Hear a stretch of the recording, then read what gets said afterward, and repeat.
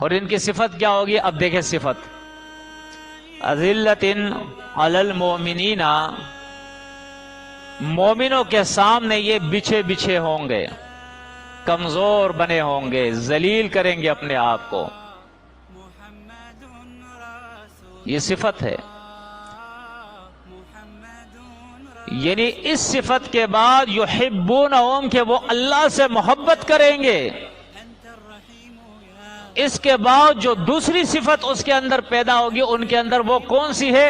اذلۃ علی المؤمنین، وہ مومنوں کے سامنے اپنے آپ کو کم تر رکھیں گے، ذلیل رکھیں گے، اپنی عزت نہیں منوائیں گے۔ آج ہم میں سے ہر ایک نے آنکھیں اوپر چڑھائیے، سینہ باہر نکالا ہے، اور میں بھی کسی سے کم نہیں ہوں۔ دین کا کام ہو سکتا ہے؟ ایسا نہیں ہو سکتا ہے۔ جب تک آپ یہ نہیں کہو گے کہ تم مجھ سے بہتر ہو، جب تک تم اپنے بھائی کو عزت نہیں دو گے، جب تک تم اس کی قدر نہیں کرو گے،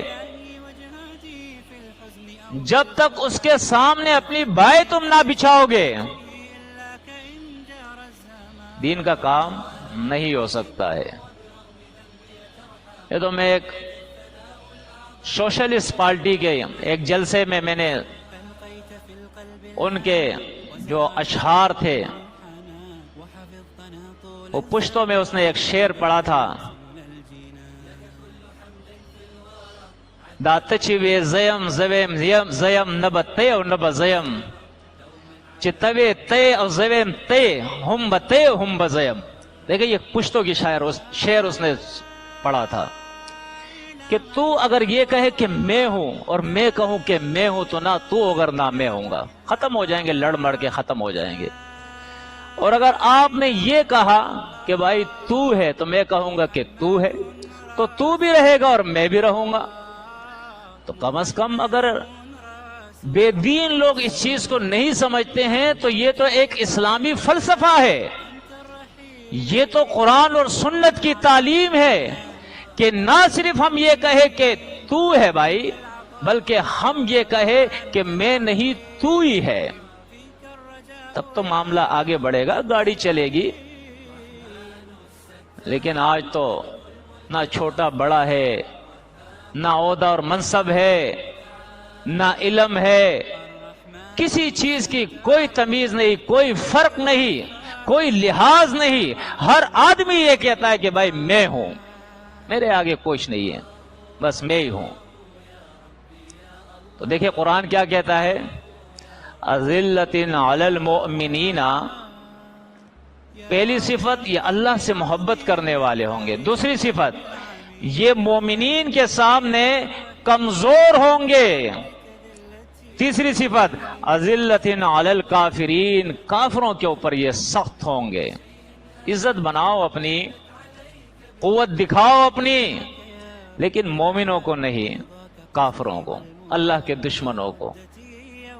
وہاں اپنی عزت دکھاؤ، اپنی قوت دکھاؤ، اپنی آنکھیں دکھاؤ، وہاں سینہ نکالو، وہاں کہو میں ہوں۔ جگہ قرآن نے بتائی ہے، آگے اللہ کیا فرماتا ہے، یجاہدون فی سبیل اللہ، یہ جہاد کریں گے اللہ کے راہ کے اندر۔